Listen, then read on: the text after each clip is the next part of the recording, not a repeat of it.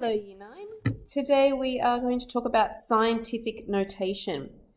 Now scientific notation is used to write very large or very small numbers as a power of 10. So if I use my calculator here as an example, if I was to type in a really big number, so 5, I'm just going to put lots and lots and lots of zeros after it. When I press equals, my calculator automatically puts that into scientific notation for me. Basically, it's saying I don't want to write down all those zeros. It is saying that there is 25 zeros after that number 5. Okay, so anything with this power of 10 times 10, that means that that is in scientific notation. Now, you need to know how to put things into scientific notation and also take them out of scientific notation and put them back as a normal number. So that's what we're learning about today. Cool. There's some more stuff up the top here to read. So it says, to write a number in scientific notation, follow the steps.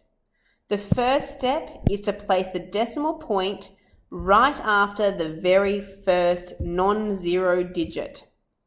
So, for example, the very first number here in 82, the very first digit is the 8. We want to put the decimal point straight after that 8. Then, step 2, we want to count how many places it has been moved from its original position. Okay, so I'll show you how to do that in a minute. And then 3, we multiply by 10 to the power of the answer, which is the number of jumps that we had to do. Okay, so let me show you how to do that for each of these questions here. So step number 1 is that we always want to put the decimal point straight after the first number. So my first number is an 8. So the decimal point is going to go straight after that, right in there, which is going to be 8 point, and I still have to write the second number though, 8.2. Now what I want to do is count how many jumps I've had to do to get the decimal point there. Now, in this question, there's actually no decimal points to start with. That means that this is, it's a whole number. If you get this type of question, it means the decimal point starts at the end. And I have jumped it one spot to put it between the 8 and the 2. So it's always going to be times 10. And the power of 10 is how many jumps I did. So I only jumped that one spot, so it's 10 to the power of 1. Okay, there you go. You've done your first question in scientific notation. Let's practice that a few more times. In question 2, remember that the imaginary starting decimal point would be here at the end, but I always want to put it straight after the very first number, which is a 5. Okay, so that means I want to jump it 2 places to put it in there to make it 5.4. I can write the 5.40, but because after a decimal place now, I don't actually need to write that 0 anymore. That's the beauty of scientific notation. It makes everything much shorter to write. Now, it will always be times 10, and because I've jumped 2 places, that will be 10 to the power of 2. Question 3. This question's a little bit different because I have all these zeros out the front of my question here. So remember it said in the instructions up here that you have to put the decimal point after the first non-zero digit. We don't want to put the decimal point after a 0. We want it after another number. So the 7 is the only number that is not a 0 there. We want to put the decimal point here. Okay, there is a starting decimal point. There it is here at the beginning. So we want to make it 7. It would be 0.0. We want the decimal point there straight after the 7. But I don't need to write 0.0 because that's, a decimal place at 0.0 has no value. So it's always going to be times 10. And I count how many places that I have jumped it. 1, 2, 3, 4, 5. I have jumped 5 places. So it is going to be a power of 5. However, there is one more thing that you need to know. If I have changed a very, very small number, so 0.0007, that's a very small number. that means I actually need to have a negative power up here because I've actually had to jump to the right. Okay, so negative powers. When we have big numbers, like question 2, 540, question 4 here, that's a big number, 76,000. 5, a very big number. We have some very big numbers here. They have the positive powers.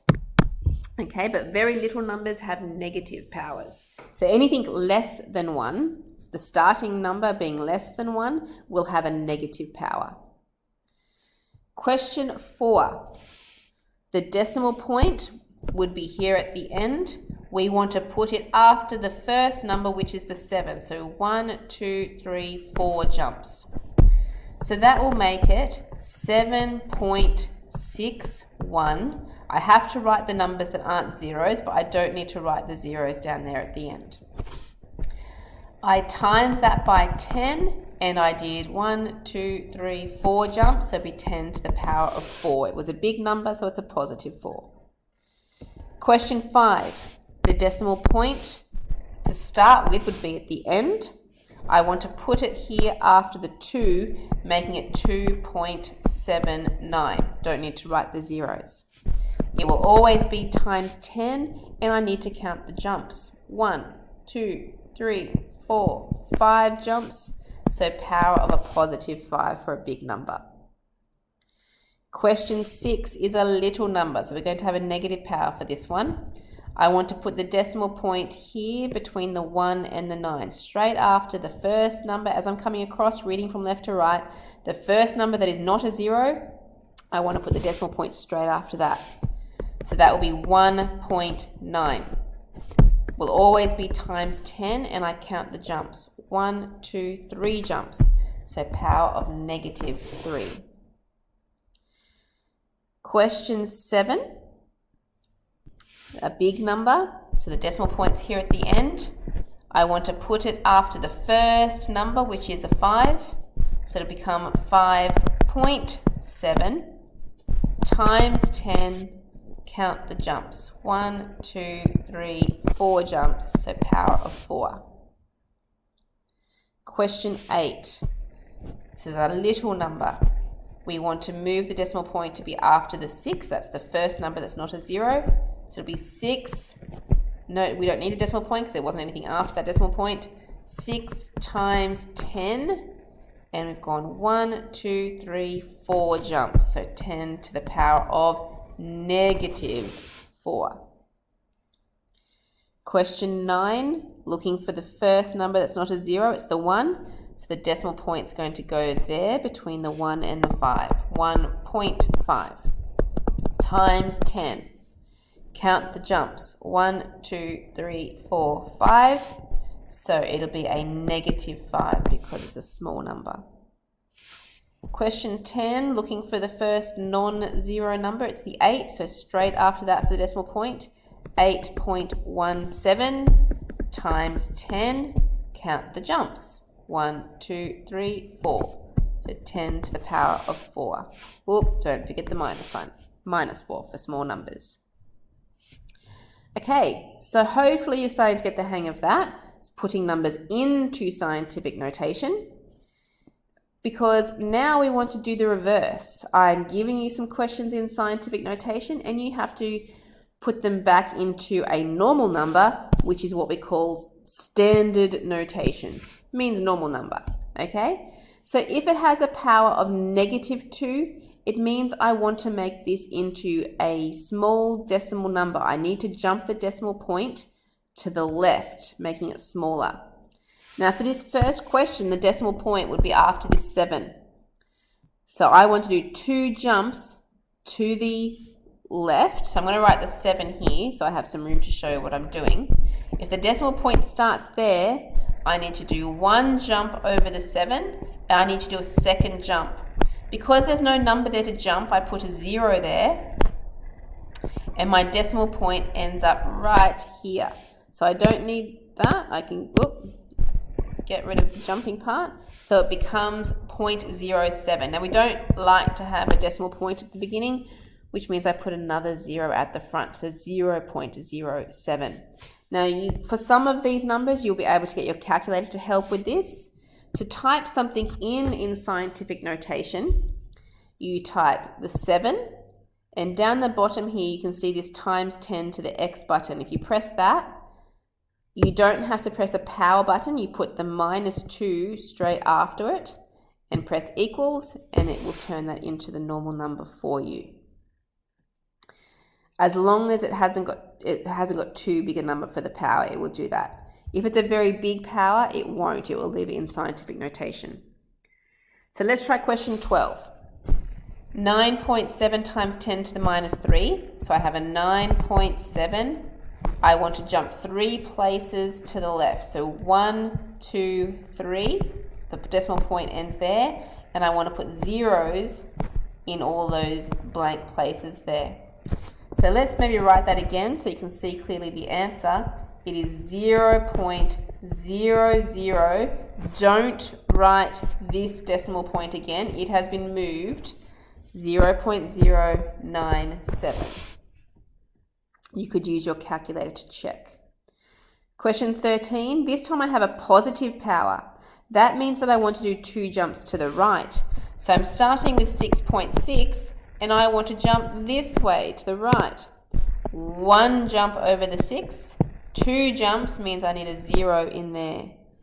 And that becomes 660. The decimal point would be at the end, but I don't need to write it for big numbers. 14, we're back to a negative power. So we're starting with 7.2, and it's small, so I want to go backwards. 1 jump, 2 jumps, put some zeros in there, becomes 0.072. Please make sure that you only have 1 decimal point in your answer.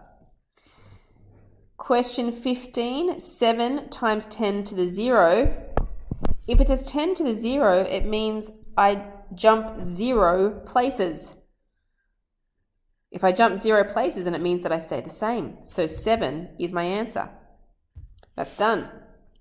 Question 16. I'm starting with 2 and I want to jump 2 places to the left. So the decimal point would be here. 1 jump, 2 jump, put some zeros in. So that's 0.02 for the answer. Question 17. Positive power of 4. So starting with 5.1, we want to do jump to the right for big numbers. 1, 2, 3, 4. Put zeros underneath for each of those jumps. So that's going to become 51,000. And last one, 7.6 times 10 to the -1. So that means 1 jump, making it smaller, goes that way. Decimal point ends up there. So it will become 0.76. Okay, can be a little bit confusing at first. So please be careful and check your answers carefully as you're doing these questions down below here.